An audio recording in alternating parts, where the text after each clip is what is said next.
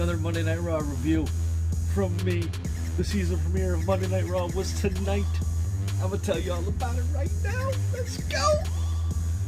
So, as normal on a Monday Night Raw, Judgment Day, big part of Monday Night Raw, always is, and that's where I'm going to start off at. I'm not doing one in a row. I'm doing Judgment Day stuff first, getting all of that out of the way, and then I'll tell you what happened the rest of the show. First thing for the Judgment Day was Finn Balor came out. He called out Damian Priest. Damian Priest came right out as soon as he called him out. Right down. Priest said he was just going to come in and knock him out. Balor said, no. Wait a minute. We're having a match of Bad Blood, me and you one-on-one. Priest accepted. He said, fine, I'm still going to beat you up, though. Still beating you up right now. Balor was like, dude, you're in the Judgment Day. You know how this works. He literally told him, this is from our playbook. The rest of the Judgment Day came down. Started beating down Damian Priest. All of them. Dom, Carlito, JD, and Finn all started beating down Priest. And then who comes out? Rhea. Rhea comes out to try and even the odds. Dom got her away before she can get to the ring. Liv attacks from behind. What else is new? Hits her with a knee. Hits her on her knee with the crutch. And then, while Rhea's getting smashed, Damian Priest is also getting smashed in the ring with like a kendo stick to the ribs like 70 different times. So, the Judgment Day has Damian Priest versus Finn Balor at Bad Blood. And Damian Priest's ribs are going to be heavily taped up. Then they have Rhea Ripley versus Liv Morgan. And Rhea Ripley's knee is all banged up. Those are the two matches for the Judgment Day. And I guess the Terror Twins. I don't like calling them Terror Twins. It's Damian Priest and Rhea Ripley. Those are those two matches. And in those two matches, Priest and Ripley are both going to be banged up. So I'm thinking Judgment Day wins both those matches at Bad Blood. But that wasn't all of Judgment Day that we had on this show. Because Dom Mysterio faced Dragon Lee in a match.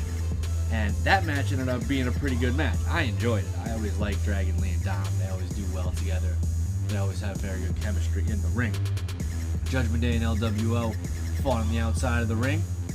This distracted the ref long enough for Liv Morgan to come in and hit Dragon Lee's knee. Take him down for a second. That allowed Dom to hit the 619 and a splash. 1, 2, 3. Dominic with the win. That was that other part of the Judgment Day. Then wait, there's more. Because we had Rey Mysterio versus Finn Balor later in the night. And this ended up being a Rey Mysterio win via DQ because Balor just had him in a submission in the ropes and just wouldn't let go. Wouldn't let him go. So Balor pretty much beat down Mysterio afterwards, hit him with a couple drop kicks. Hit one drop kick right on the LED board, which was pretty cool. But that was the Judgment Day in a whole. They had a segment later on saying anyone who wants some can come get some. But that was Judgment Day in a whole on the show. They took up a big part of the show. But to actually kick off Monday Night Raw, which was crazy, I didn't realize it was kicking off Monday Night Raw tonight, was American Made versus the Wyatt Sicks, the 8-man tag. It was Loomis, Gacy, Rowan, and Nikki Cross versus the Creed brothers, Gable, and Ivy Nile in like an 8-man intergender tag match. And it ended up being really cool because the Wyatt Sicks came out all like on fire and everything. Rowan was going crazy, killing people, knocking everyone down. And then American Made ended up getting the upper hand a little bit, which was fine because it ended up being that the Wyatt Sicks ended up coming back and winning, especially when Bo Dallas got involved and did a Sister Abigail. Hit a Sister Abigail and pretty much ended the match right there. It was 1, 2, 3, Wyatt Sicks with the win right there. Then we had a women's tag team title match. This was as you would expect it. It was pretty much Jade and Bianca getting worked over for a little bit of the match. Normal. The Unholy Union. That was versus Alba Fire and Isla Dawn was the opponent, and Jade and Bianca won. It was pretty simple. They ended up winning the match. You know, it wasn't anything crazy.